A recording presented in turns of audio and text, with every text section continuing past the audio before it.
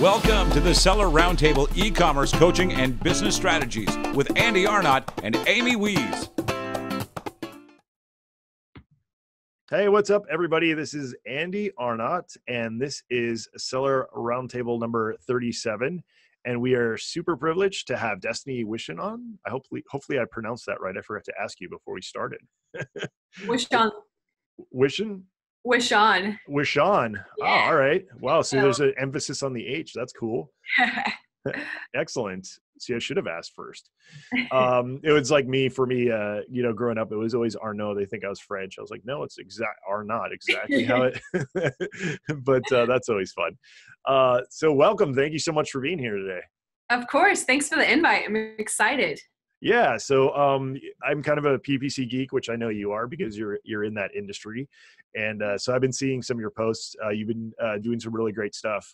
I'm nodding my head as I'm reading your post. So that's usually if I agree with you, you're good and you're right. Exactly. So that's why I knew I had to have you on. I thought it'd be fun to talk shop when it comes to PPC. But before we get to that, let's learn a little bit about you. Where you were born, if you mind sharing that, where you live now, some of your past jobs, college, school, just kind of, you. Of course. So I'm actually born and raised in Northwest Arkansas, which is the home of Walmart. Quick shout out to Sam Walton and the Walton family for investing in the area because it probably put me on track to doing what I am now. Not many people are as invested in e-commerce and growth and every single vendor relationship as the Waltons are. So that's been super cool. I actually went to the University of Arkansas, got a business degree there, bartended my way through college, and my first job out of college, my first career job out of college was at a full Amazon consultancy. So I dived right in. Like, if you're an OG Amazon person, you'll kind of relate to this. I got trained on PPC by Ben Cummings. So that was fun. That was a very interesting way to be saturated with PPC. But when I first started, I was managing like $500 a month in PPC budgets. And then the agency I worked at scaled so quickly that after a year and a half, I was actually managing like $10 million of PPC spend. We were working with really large CPG companies, and I dove straight in. So it's kind of funny. I think I saw someone in a group post the other day, like, if they were actually that good at PPC, they would have their own business, not be doing PPC consulting and management. And I laughed to myself because it's like, I could not do what all of you guys do. Like, my focus is on PPC and that is all I know. So it just kind of made me laugh because I'm a PPC nerd. Yeah, absolutely. I could tell. Like I said, I've been seeing your posts and nodding my head as I read them. There's not many people in the industry that are super in depth, that actually take the time to learn it, that turn the dials. When you're dealing with PPC, people think you just spin up an auto campaign and then walk away from it. And there's so much more. Not only that, but as you know, in the last 6 months to a year, Amazon's just fast and furious with new features and new targeting. And as somebody who builds tools for PPC, it's just like pulling my hair out. Because every week I have to get with my guys and be like, hey, we got to fix this. The API's changed or the targeting's changed or whatever. So that's just been really, really frustrating. But on the flip side, as an Amazon seller, which I still kind of do on the side, it's kind of on autopilot now. It's fun to go in there and see, all these new targeting options and see all these kind of, new toys that I get to play with in terms of, product display is, something that a lot of people still haven't even touched, but is like some of the best performing stuff out there right now. So yeah, it's always fun to do that. So, I guess you kind of already, let me know how you got into Amazon, how you got into the advertising side of things. Did you ever sell on Amazon yourself or like dabble in that at all? I have not. It's been fast and furious since I started. So it's been about 3 years now, like I said, and I got started very foundationally when it was like just sponsored products pretty much. There was nothing really cool that you could do. And it scaled so quickly. This has always been my focus. So even after I transitioned from that agency, I found Taylor Bentarud from one of his masterminds, and I looked that he was hiring an account executive. So I decided to kind of take the leap, made the transition from CPG focused sellers to 7 to 9 figure sellers. And it was incredible. One, you have much more flexibility and willingness to test things when you're working with private label sellers, because that's how they're dominating market share. They're just quicker. And I just felt like I could provide so much more value. So I never dabbled in any of that. I mean, I'm familiar with the content, the SEO, shipping, inventory, imagery, because you have to be. It's all I've done for 3 years. Yeah. I've never once done anything other than PPC. So I'm kind of a unicorn, I think. Yeah, you are kind of, but that's also pretty cool. I think that, when you super focus like that, that's where you're going to get really, really good at that one thing. So yeah, I don't see that as a downfall, actually more just of interest. Cause everybody's always wants to just, see what that's like. So one of the biggest things, that we see, of course, is, people will spin up a PPC campaign, and then, their ACoS will go through the roof, and then they give up. They like turn it off, or, they kind of give up on PPC. So, what's one of the biggest roadblocks for Amazon sellers to get profitability with PPC, like with the clients that you are working with?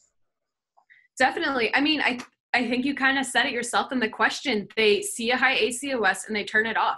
So I would say the number one roadblock would be time. People get really scared. They stress out because they don't know it well. So they stop the campaign, or they make a change, even though they don't have enough data based off their original targeting types, something like that. I have really large sellers that are doing millions a month. And when I launch campaigns, I still panic when the ACoS spikes to 100% within the first 48 hours. But the number one thing you can do is look at the data, make sure you have enough data per keywords, and analyze and optimize those. It's the only thing you can do. Like, there's no magic trick to launching within 48 hours at 20% ACoS. You have to invest in data collection. Yeah, absolutely. That's such a good point. And so many people don't realize that. And what a lot of people don't realize is that process is ongoing. I mean, there's different kind of, phases. We the way that we kind of structure ours is like, you got a launch phase, and then kind of then you're doing a exploratory, more exploratory campaigns, and then you kind of have a campaign, that you put into maintenance mode, meaning like, you're that this stuff's converting, and then you're just optimizing for, depending on what your goal is, either, profit or, keyword ranking or whatever it is. But yeah, I agree with you completely. One of the biggest things people don't realize is that, especially when you launch, you have to expect a large ACoS, and you should be building that into kind of your plan when you launch. People come in, like you said, I always laugh when I see these Amazon groups. People are like, yeah, I launched my auto campaign a week ago, and, the ACoS is really high. I almost like giggle out loud, because it's like, you really got to put in the time to get the data, to then turn that data around, what's working, what's not working, and kind of wash, rinse, and repeat. But I think for some reason PPC is an enigma to people, and it just seems like they just can't get that. 100% agree. I think a lot of it comes down to, you do see certain gurus posting, look at this trick, we achieved 10% ACoS within 7 days. Yeah, that's possible. I mean, I have many campaigns that are under a 10% ACoS, if that's our target, but it doesn't typically happen naturally. If you're in any saturated category, depending on the keywords you're bidding on, the targeting type, all of that's going to play a role. Always expect a higher ACoS and expect to invest money in data collection. You're probably not going to break even or be profitable unless you have the data to optimize down. Doesn't happen. Yeah, I mean, one of the things that like people like are pretty surprised with when we launch new products on Amazon, we tell people generally we expect to be in the red for a month or even sometimes 2 months, because we know that the long game's there. People don't get the long game, and the long game is where the big and successful sellers, the 7-figure plus sellers, that's where they know that the money is.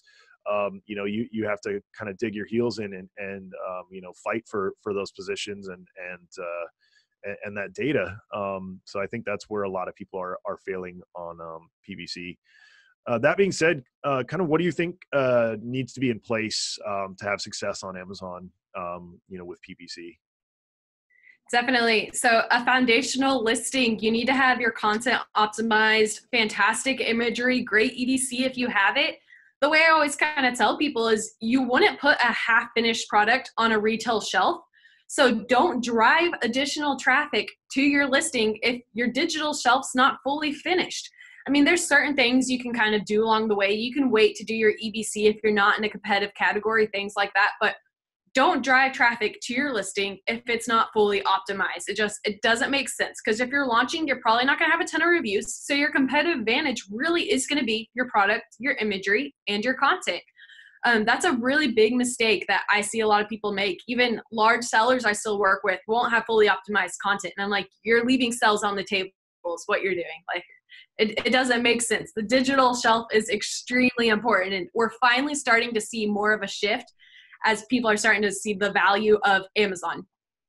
Yeah, absolutely. And I think that's Amy and I, it's like the thing that we mentioned, like literally probably on every episode that we've ever done is, how we say listing optimization is like the foundation of a successful Amazon business. And it translates directly to PPC, because if you don't have the relevancy there, if you don't have the keywords in there to, let Amazon know that your product, if you're selling, we always like to use a Trump toilet brush, if you don't have, some of those essential popular phrases in that listing, Amazon's not going to know what you're selling, not going to know what keywords to fire on when you are launching your PPC, and that's where you're really gonna miss out.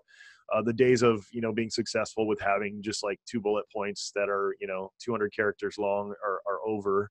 That might have worked when I started in 2012, but today that's a recipe for failure. Yes. So do you, when you're managing, your clients, a lot of people in PPC, they always look at ACOS as like the end all be all number. But, more the advanced PPC, sellers, or the advanced sellers who do a lot of PPC, a lot of the advanced agencies know that, ACOS only tells part of the story. There's also profit that goes along with those PPC campaigns. Sometimes if you're running a high ACOS, you actually make more profit. Do you use any tools or any processes, anything that you're using, to maximize profit on your PPC campaigns? Yeah, so pretty much everything's done internally. We utilize our own software tracking for everything, which is a little crazy because, like you said, all the different rollouts that happen week to week means all of our processes change.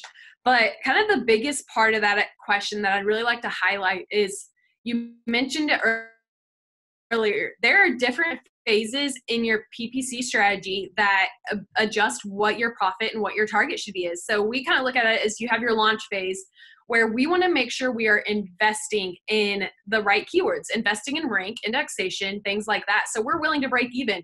And then we kind of have, a keyword research data analysis phase where we're looking for new keywords to invest in and collecting data. So we're going to track that at a different level. We want that to be more profitable, but we're still just investing in data. And then kind of that last phase is primarily optimization based. So this is where we use internal software to make sure we're optimizing our bids appropriately. But the way I always put it is you can have your 10 major ranking indexation keywords running at 100% ACOS. If you have the correct long tail keywords, product display ads, competitor targeting, things like that running appropriately, you can run those at 20% ACOS and still balance out to overall be profitable. Because like you said, the top line metrics are what really matters. If you're increasing your organic rank through PPC, then your revenue is going to be much better than what your ACOS may make it look like. Yeah, absolutely. And I wish there was, I wish at some point, and maybe they will, Amazon would give us those metrics, because that would be game changing. Because they, people don't realize exactly what you said, that those PPC campaigns are driving organic rank, but you get no measurement of that. If that PPC campaign drove a keyword rank to, for now you're on the first page at the third result, well, you would not know that, yep. unless you are a little more savvy and are looking at those kinds of things. So on that note, I know that systems and things like that are proprietary, but do you guys kind of have, a framework in place? In other words, like, say I came on as a client, like how often are you optimizing my campaigns? What are you doing on a weekly basis? Just kind of give us an overview of like what you're doing to optimize PPC. Yeah, For sure. So we kind of had this discussion before the call about all these new rollouts completely affect all of our strategies and our systems. So if you kind of check out our website, we call it like the cyborg approach. Basically what we're looking for is a really good balance of human account management and then the software to handle the things that software should be handling. So I never recommend 100% rely on software for the same reasoning that you mentioned. If you're only relying on software to do everything with your account, you're going to be behind 99% of the time. So we utilize software for bid management. We go in twice a week and we optimize bids on sponsor products, sponsored brands, the different auto targeting, everything possible. The main reason for this is, and this is where I kind of see a lot of people kind of fall off. This is one of the number 2 mistakes I see is I'll hop into an account and they'll be like, we're not profitable. And they'll have $3 bids for every single keyword. And if you just kind of do the math, you can easily make almost any keyword profitable with correct bid management. So we definitely use software for bid management. We utilize bulk uploads on the sponsored brand side, API for sponsored products. And then everything else is done by an account executive. So things that I sometimes see that are outsourced are the types of ASINs that they're running an auto campaign. They'll literally put every single ASIN, even if there's quite a bit of differentiation, into an auto campaign, which always drives me insane. Because how do you expect the algorithm to really niche down and understand your product if you're advertising 90 different products? Sponsor brands we see outsourced, and we don't recommend that because you do have the opportunity to write copy, to get really creative with your targeting types, things like that. So that stuff we're doing like all the time, bid management twice a week, but hopping in the account and split testing different headline ads, different landing pages, looking at different video and search opportunities, things like that. I mean, as you know, it's never ending. Like Leron actually, I think, posted a screenshot a little while ago on Facebook, and someone reached out to him and was like, man, after we stopped using our services, my ACOS spiked. What's up with that? And he was like, this isn't like a set it and leave it type of thing. This is full management. Yep. I was like, yes, I completely relate. Yeah, so did I. I laughed. I saw that exact same post as well, and I giggled a lot. Yeah, it was like it was perfect, and we see that over and over again too as well. So yeah, I think anybody who's ever been on the services side of the PPC world love that post. That was fantastic. So yeah, you made a lot of great points. So many so that I had some great points, but I have 3 kids that don't sleep at night, so I already forgot them. I should probably keep a notepad here.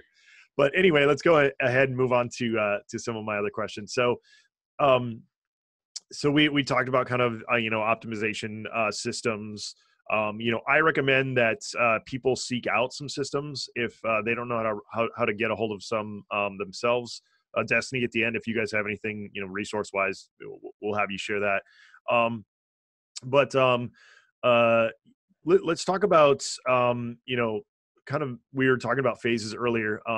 Give people an idea of, what you would do, an example of like, say, a launch campaign, just because it would be good for people to understand kind of the different phases and what to expect. Definitely. So this has pretty much been a hot topic in the PPC industry. There's a million different strategies people are utilizing. And I think a lot of that transition came from the algo change, where back in the old days, you could do a 90% off giveaway, sell 200 units, and rank on the first page like that. Well, Amazon, got pretty smart. And what we've all seen is a transition into PPC.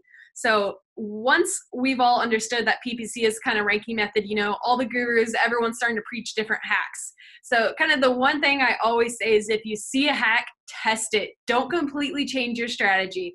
So one of the things I'll call out that's been mentioned is basically taking top 10 most relevant keywords, putting them in an exact match campaign, and bidding really high.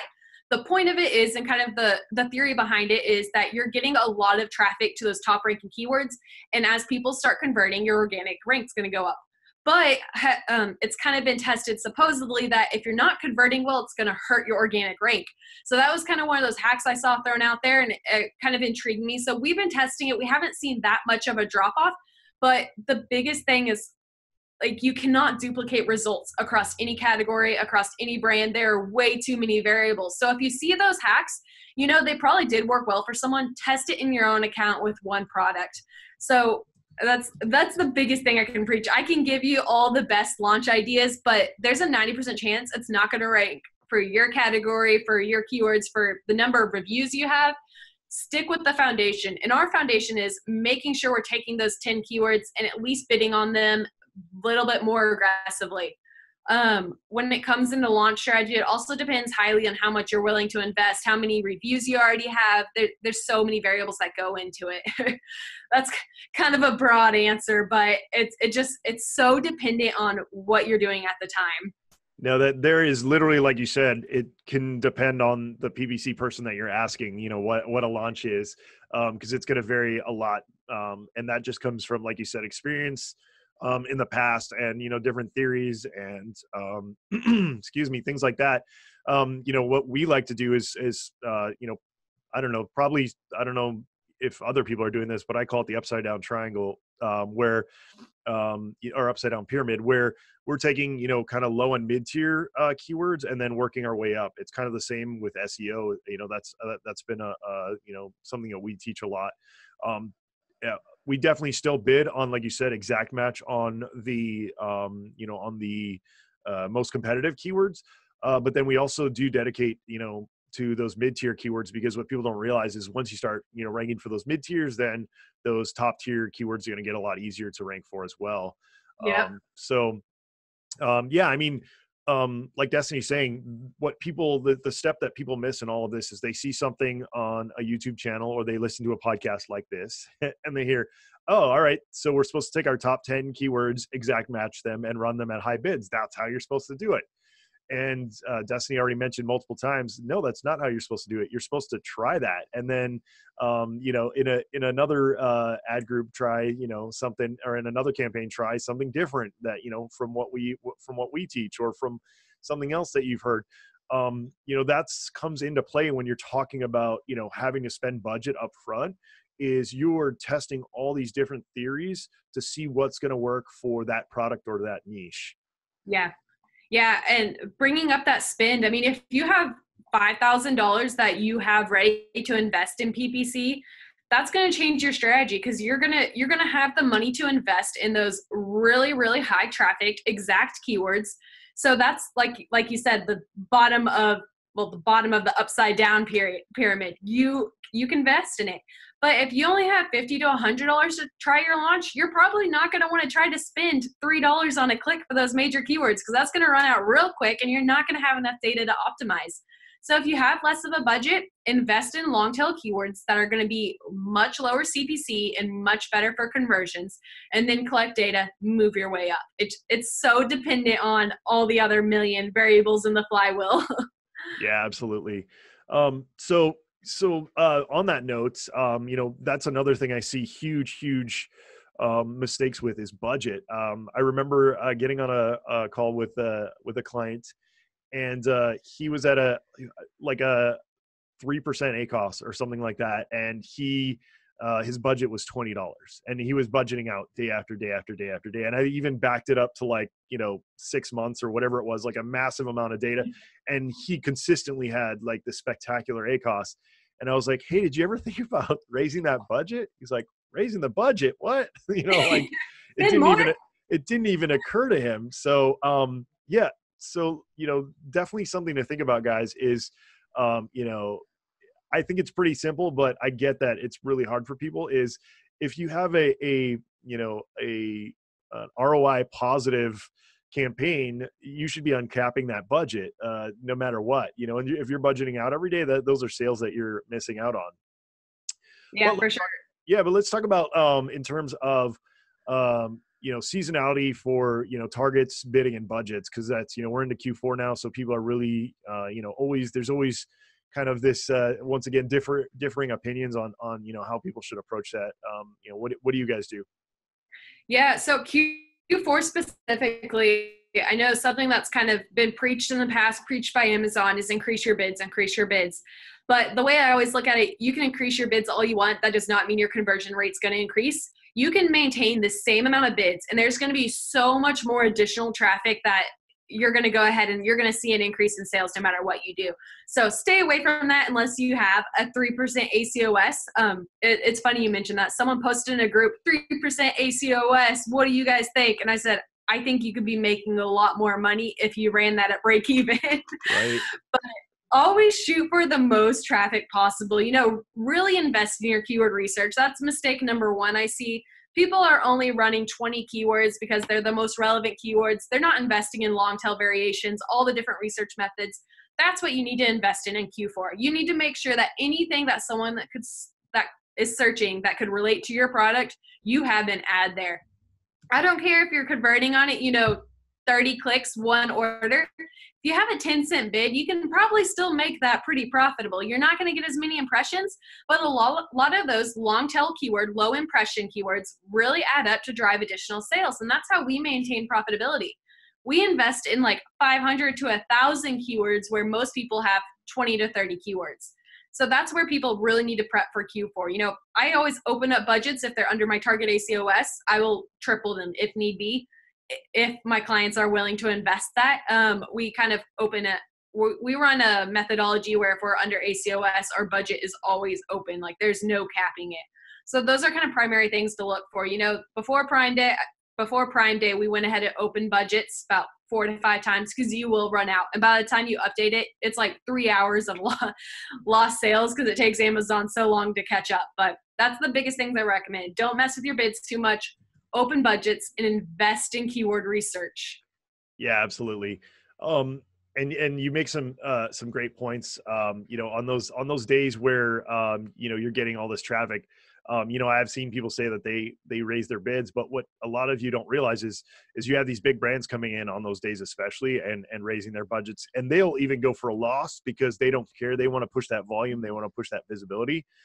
So to me, I would say, my rule of thumb is never more than 10%. If you want to raise by 10%, have at it. But generally we keep our bidding in our own account, fairly stable. We just watch budgets. We just scale budgets because, that's where you're going to get the most bang for your buck. If you go too high on those keywords, then you're going to start going negative, and especially on those high volume days. I remember one time I mistyped a bid on a keyword. And I think we spent like $15,000 in one day, and it was a crappy, it was like, bang, or it was insane. But you just got to be really, really careful on watching those budgets and scaling those budgets, because if you budget out exactly like Destaney was saying, you could be missing out on a lot of sales there. So Destaney, a lot of people, there's a lot of confusion and misunderstanding and think about match types. Can you talk about, match types and why they're important and kind of how they work? Yeah, definitely. So a lot of difference in our strategy and what I typically see being preached is starting out in one match type and then moving it to another match type and then moving it somewhere else. I always recommend not to do that. My default is to always test what works best for your brand, because what works in broad for one person may not work for broad in another category because of their competitors that are bidding on that phrase. So we test all match types, and when we did the match type analysis, one of our larger accounts, I think broad was at like a 27% ACOS, but drove 3 times the amount of sales that exact did. And then phrase was at like a 24% ACOS, 2x the amount of sales as exact. Exact, of course, was the most profitable because you have the most ability to control, the spend and what it's being shown for in the bid. But exact was the most profitable at like 23% ACOS, but like a third of the sales that broad had. So with that just being said, that kind of tells you if you want to just focus strictly on profitability and have those 3% ACOSs, you probably want to focus more on exact. But you're leaving a lot of sales on the table. And broad is fantastic for data collection. Like utilizing your search term report, look at everything that was converted on, that the search terms that drove a conversion based off a broad keyword, reinvest in them. Kind of how I always tell is, some people will only run an auto campaign in the background. And auto campaigns are absolutely fantastic for data collection, but it's a shotgun approach. And so is broad, Amazon will take all these 20 different broad keywords and different search terms in an auto campaign and just scatter out what one gets the best click-through rate and only show it for that. You want to pull all that data and invest on it in exact because you have direct control over when your ad shows. I mean, as long as you're winning the bid, you're winning that placement every time versus an auto campaign or a broad. You're winning that placement whenever it's Amazon thinks it's most relevant for you to win that placement. Yeah, you made a really good point. And I think a lot of people don't realize this. We see this in our campaigns all the time is, and usually see, exact as being like the best key, the best match type and all these kinds of things. But your point is exactly right. We have so many campaigns, so many different ad groups, so many keywords. I think we're up to like 30,000 targets in our own account. But you can never ever guess which match type's going to work the best. Like you said, it's all about looking at the data. The other thing that people don't realize is broad, you can usually bid quite a bit lower on a broad, and even on a one-word broad, we do that a lot. A lot of people probably don't know that that's, a technique. Yeah. And, we're paying like, 5 cents, 6 cents, 7 cents a click. And so the volume is there. So it may not convert as well as, the exact, but you're getting a lot of visibility for your brand that way. Even if people aren't converting, you're getting a ton of people knowing who you are. So, there's a lot of different things to think about when you're talking about match types. Yeah, related to that, a lot of the questions I see in the groups is, I'm running this keyword on broad, it's converting really well, so I decided to pause it and put it in exact, and now it's not converting as well. I literally am like, no. One, if it's not broke, like, don't fix it. And number two, it's losing all of that data and all that history. That's like the number one thing. Every Amazon rep preaches it. It's been the number one solution to all problems for forever is to collect data. So why would you pause a broad keyword that has a ton of relevancy, a ton of conversion data, and then invest it in a new exact campaign? Because what's going to happen is, what if your competitors changed from when you ran that broad campaign to that exact campaign? Now you're not going to convert as well. So it's not going to have as high of a click-through rate. Your ACOS is going to be higher because you paused a perfectly working keyword. Like, it drives me insane. I hate it when people preach that method. Absolutely. Thanks for tuning in. Join us every Tuesday at 1 p.m. Pacific Standard Time for live Q&A and bonus content after the recording at sellerroundtable.com. Sponsored by the ultimate software tool for Amazon sales and growth, sellerseo.com and amazingathome.com.